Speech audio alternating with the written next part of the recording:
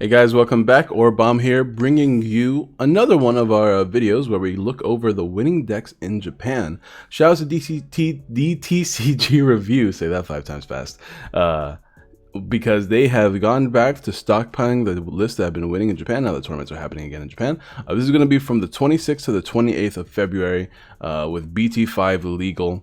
But before the actual forbidden or before the actual limited list goes into effect, so some green decks have the 4 of HPD, but we're not going to look at those because they're not really that interesting. But yeah, once again, follow them on Twitter if you have not already. Here's a little spreadsheet of what has been winning. Everything seems to be having their own fair shake. Blue is going up, green is going down, yellow is going down. But then again, there isn't a huge sample size to go with. But like as you can see, everything's moving up and around. So there isn't really a format quite yet. But that's like the best time to play a card game, right? When a developing format is happening, that makes the game way more fun. No hybrids to look at, no blacklists to look at either. So Digimon hasn't won any tournaments yet, which is unfortunate because I know there's a lot of Digimon fans out there. But I'm sure it'll get its fair shake somewhat soon. But you guys know the drill. Like the video, and if you guys like this content, I've been doing a lot more like tabletop matches, deck profiles, stuff like that. Go check those out. Drop likes on that. I have like set 1 tabletop matchups. We have a set 5, all that good stuff. So check it out on the channel if you guys like the stuff, as well as the Pokemon stuff that I might be uploading. All right, so we're gonna go from we're gonna start at the end over here because it's probably better for me. Start with blue. We have a lot of Paildramon or Hexablaumon blue, which I should probably real quick give me 1 second, boys. Here's the 2 Hexablaumon lists we have over here. I'm gonna open up DigimonCard.dev as well just to have it. So we can look at cards that I might have questions about. Oopsie. Hold on. There we go. Easy. So easy. Alright, there we go. Alright, so Hexablaumon, we have this mermaid guy who I don't remember what it does, but I'm surprised he's playing it because I don't see any list playing this card. Let me find the card real quick. Sure, whatever. Let's just do just proxy. Shout out to DigimonCard.dev as well. All these are useful resources, man. Digimon's great. All right, Neptunemon, that's what it's called, and it can't be blocked, which is an interesting. I guess it's 2 costs to evolve, which is good. I'm surprised I'm not seeing Mirage Galgamon. A lot of people play Mirage because your hand gets pretty big when you play blue. But this is really interesting. He's playing a bunch of the security tech increasers for the jamming for Hexablaumon. This guy gives you jamming if your opponent has a Digimon with no Digivolution sources, as well as can't be blocked or attacked by Digimon by Digimon without any evolution sources either. And thanks to this broken card over here, this absolutely busted machine, Sora and Joe, like you can get rid of security sources as well as its own attack and get rid of not security sources, evolution sources as well as its own attack. Other than that, looks very standard. He's playing this card. Is that the new option card? Let me see. No, it's not the new one. I forget what it is. That's not Sorrow Blue. What is this option card again? I can never remember the name. I know what it does, but let's see. Option. Boom. Let's see if I can find it real quick. Here it is. Oh yeah, that's the long name. That's right. Every Digimon gain your turn when attacking opponent's Digimon with no Digivolution cards. Delete that Digimon for the turn. So this card, since you get rid of so many Digivolution sources, you can just delete Digimon before the battle even happens. So even if they're stronger than you, you should delete them, which is really cool. It's a cool little tech. I never really thought about that. It's really interesting. The 1 cost blocker, which is a great addition, as well as a 3 cost hard drop blue. This card, you evolve into this to discard evolution sources as well. This one gains you memory. A lot of great cards that blue has now. Hopefully blue gets developed to where it becomes a really high tier archetype again, because we got Omni Blue. This is Ultra S over here. So many, I don't know, blue's so good now. Same list. But he's playing this guy. Holy crap, it's been so long since I've seen that guy. I don't even remember his name, dude. Bro, I am so bad at remembering Digimon name. Even though I love this series to death. Let's take a look at what that card is. Man, it's on the tip of my tongue. Vikemon, that's his name, right? It's Vikemon. Yeah, here it is, Vikemon. I remembered. I remember before I saw it, I promise. Your opponent has a Digimon with no Digivolution sources. Digimon gains 1000 DP and security attack +1. So for 4 costs, you get security attack +1, 13,000 beater. It's not bad. I'm surprised he's playing it though. He's still playing Shoutmon, which is cool. That's really cool in this deck actually. That's actually super interesting. I like that a lot. That's a really nice addition. Just a lot of stall. We got this card. 3 of these tamers. There have been lists I've been playing like 8 tamers in blue because tamers are just so good nowadays. But yeah, seems pretty standard. 2 Hammer Spark, 1 Zoodamon. This one's when Digivolve, discard the evolution sources. Like, it's all about discarding evolution sources. Some decks are going overboard with it, I think, because, you know, there's only so many evolution sources that can be on board. Sometimes just Hexablaumon is enough, but yeah, this guy has this card when evolving, discard the evolution sources of all your Digimon, like the bottom one. This one discards like a few as well, other than Zoodamon. Yeah. So yeah, blue strategy is very solid now. I don't think blue is going to change anymore after this. It's all about either you play really aggressive security tech increasing blue deck, or you play a turbo omni deck that also plays Hexablaumon strategy as well. This card is just insane too. Like, it stacks up so nicely. It's pretty much replaces any like memory tamer, because your opponent is pretty much always going to have a Digimon without any evolution sources, whether they hard play one or you disrupt them, or like if you like disrupt like a high end level 6 or 7, then they can't exactly evolve over that unless they're playing Omnimon, I guess. But even so, like, they're gonna eventually get to a point where they have no evolution sources. So like gaining 2 memory at the beginning of your turn is insane. Also, it discards sources as well. So yeah, blue is crazy. I think we all know that. Here's just a standard Omni Blue list. I'm assuming this guy did not play any. It doesn't look like he played any of the new cards except for maybe this. Is this a new card? I believe that's one of the new cards, right? I guess it doesn't matter. I don't have to search it. The point is, he doesn't play many new cards, if any at all. So yeah, just standard Omni Blue still exists in the tournament. All right, now on to red. Now red, I'm really excited to be doing a video about red. Seems like all the red lists are the same. You just play the straight Agumon to play with Nokia, straight Greymon to abuse all the Greymon effects that you have. So it's the first. This is really cool. Besides, I guess Diaboromon.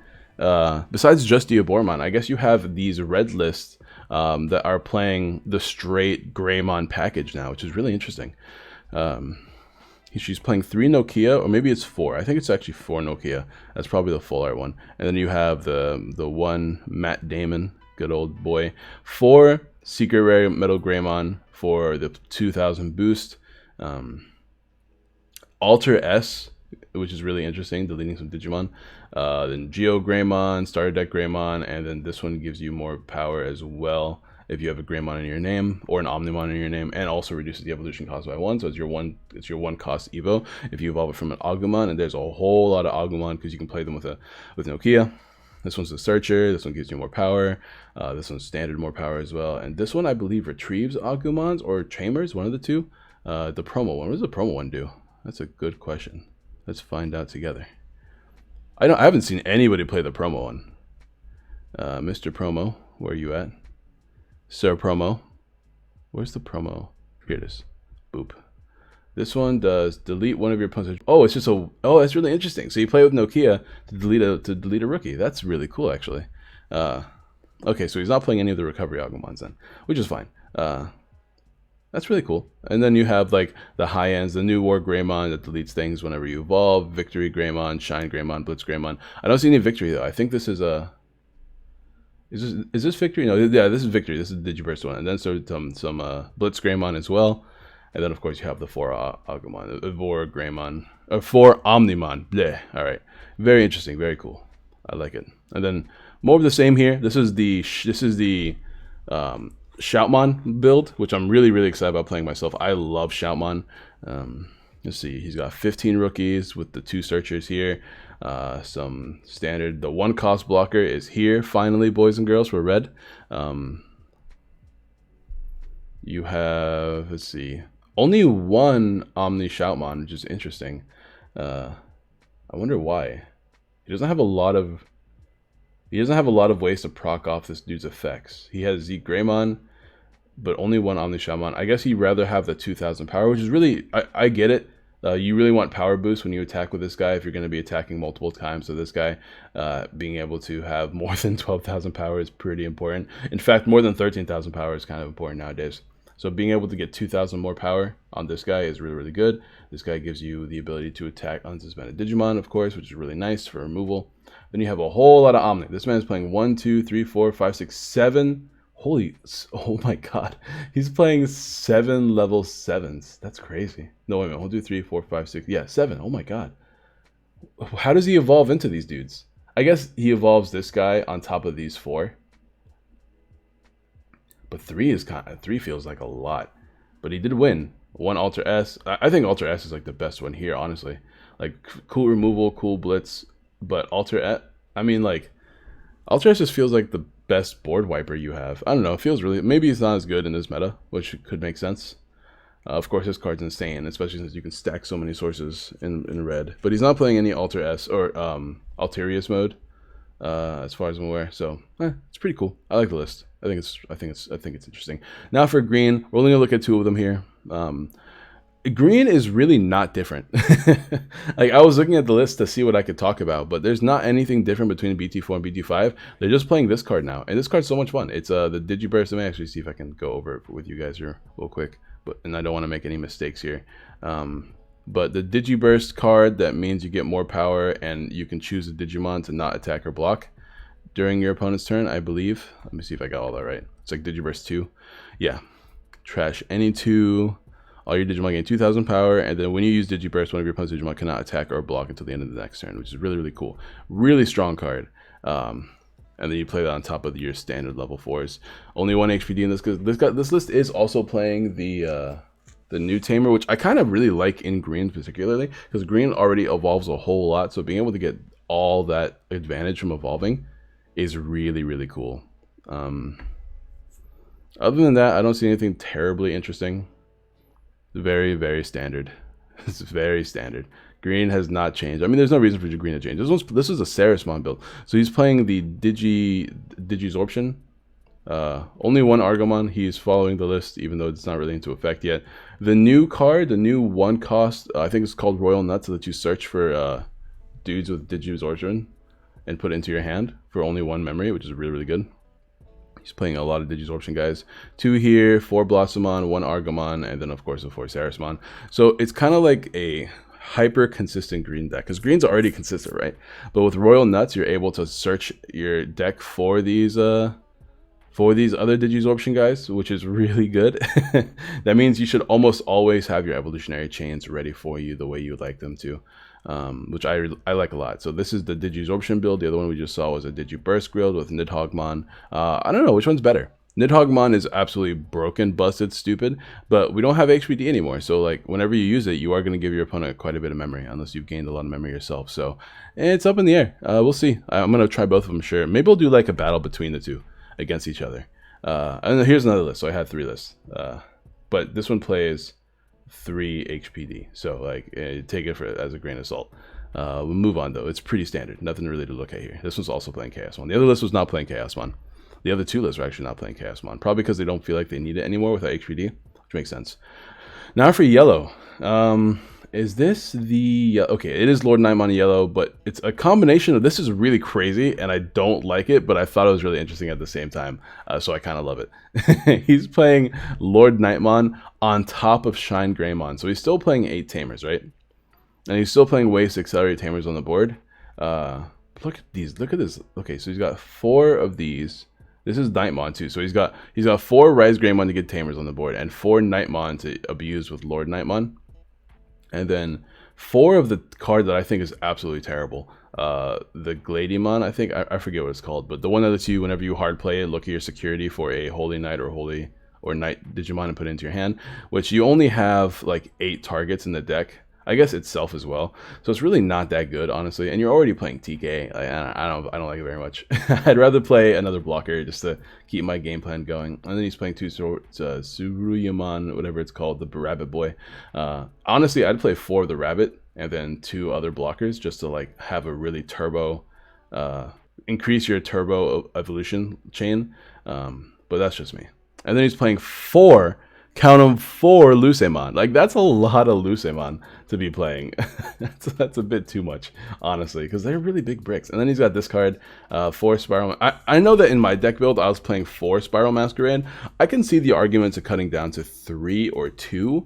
I still like 4, because I really want to play Slash Angemon in my list. So I'm thinking about cutting down my list a little bit to cut out some of these dudes, probably just 1 or 2, and play a few Slash Angemon. But that's just me. He's only playing 2, which makes sense because this is a really weird hybrid list. It's interesting for sure. I don't know how well these decks work together, because you're really sacrificing a lot of what makes this card good by playing another high end you're building up into. But I don't know. We'll see. It won, so I can't complain too much. And we have another yellow list. This is way more standard. He's playing 4 of this, which I kind of want to... I need to experiment with how many of these I want to play. I was playing 4 Sirenmon in my build. I think 4 Sirenmon is still correct, because I do like hard playing Sirenmon. But I can also say that playing 4 of this is correct. Playing a combination of this is correct. There's a lot of correct ways to build this list. He's playing 3/3 Chaos. I think 3 Chaos might be too much.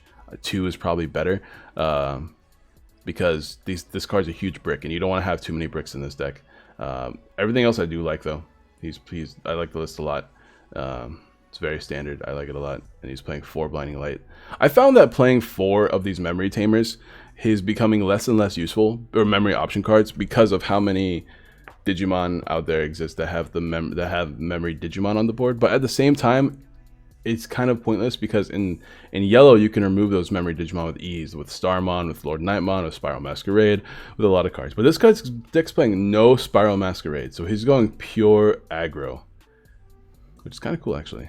Like, his only way to delete DP is the level 5, level 6, and the level 7, which is a good amount of ways, honestly. But it's interesting, because I feel like this deck really shines with Spiral Masquerade, at least like late game pop off, or mid to late game pop off. But we'll see. Moving on, though. Ooh, another yellow list. Look at all these yellows, boys.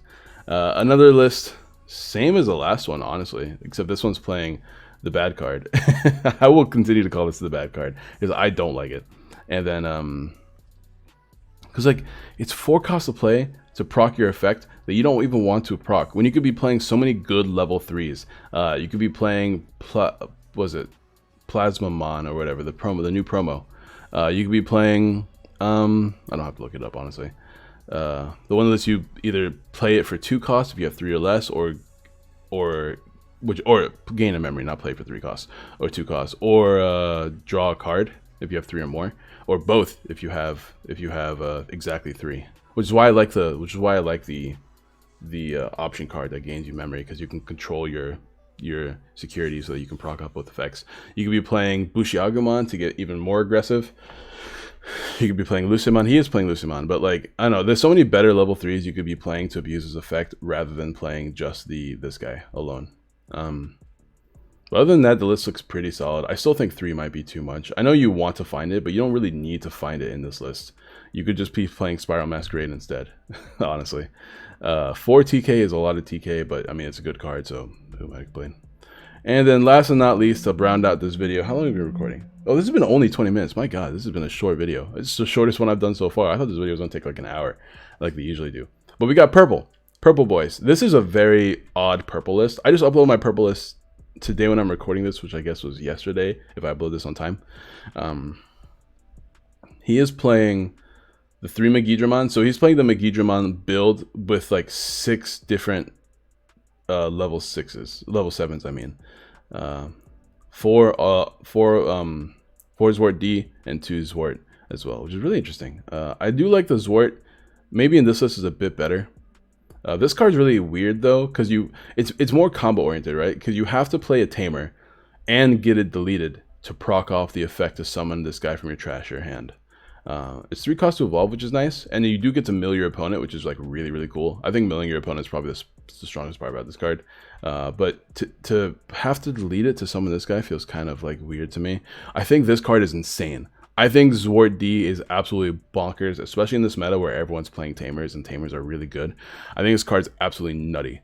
This card is good as well, but like in order for you to get the full advantage of it, you want to attack with it the same turn you evolve into it, but it's a 6 cost to evolve, which sucks. So like attacking with it the same turn is kind of lame, because like if you guys, the reason why people like level 7s, or the reason why most people play level 7s, is not because they're high DP guys, but because they have some insane like removal effects whenever they hit the board.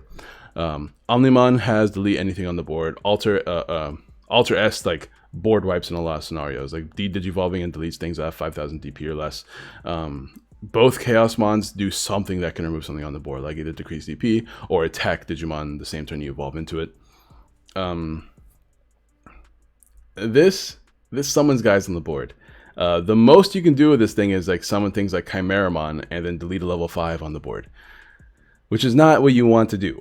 You want to be deleting some high-end stuff. And then whenever you attack, you can, you know, delete stuff as well, which is kind of nice. But you have to attack with it. So like if your opponent has a response to this card during their turn, then you're not in a great spot. When Digivolving, when attacking, you may return one level 6 Digimon card from this Digimon Digivolution source to your hand to delete one of your opponent's unsuspended Digimon that has a play cost of 12 or less. So not only does it have to be unsuspended, it only takes care of like some megas, not even all megas, and it doesn't take care of any level 7s.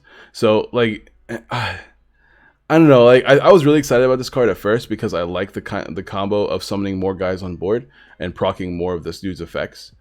But the more I played, the more I'm just like, it's too much of a commitment to really want to take the most advantage of it as I can. But everything else about the list I do like. Tamers, you have to play because of Megadramon. If I wasn't playing Megadramon, I wouldn't be playing any Tamers in purple anymore. I just don't feel like it's as necessary. You also have Jax Raid if you want to gain memory late game. So you don't get, you know, choked, but you don't really care about being choked. This deck has a lot of one cost evos, a lot of like really good cards. So yeah, anyways, that's gonna be the video today, guys. You guys know how it is. Drop a like, subscribe, share, all that good jazz. Is there any colors that you guys really liked going into like this format? Is there any colors you think are underrated? Purple only had one color, as you can see. No blacks, no hybrids.